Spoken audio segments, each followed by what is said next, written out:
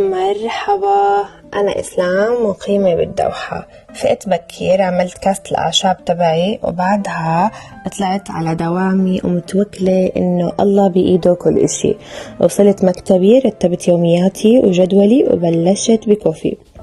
بعدين اليوم كان عنا تريب لطلابي بالمدرسة، أخذناهم على كيدز موندو، هو بقطر مول.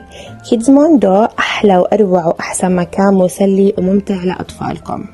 أنا كمعلمة كنت دائما بحب وبشجع الألعاب التفاعلية التعليمية للأطفال لأنها بتنمي قدراتهم العقلية والحسية. في عندهم رومز تقريبا لكل المهن، مصانع الحليب، الألبان، يعني الطفل بيخوض التجربة، بيصنع منتجه بإيده.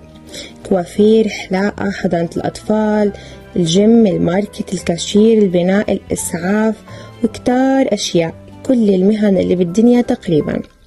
ميرسي كتير قطر على هيك إشي ريادي، صراحة ممتعة، والأهم إنها مفيدة وبتعمل عند الطفل تكافل واحترام للمهن وأصحابها.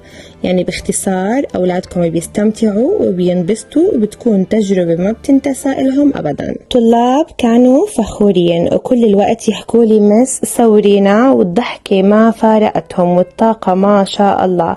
وبالآخر طلبت من بولدت برجر، طلبت هانتر برجر بالباربيكيو وكانت بتجنن، بس المشكلة ما بتهنى بعدين من وجع معدتي. الحمد لله رب العالمين.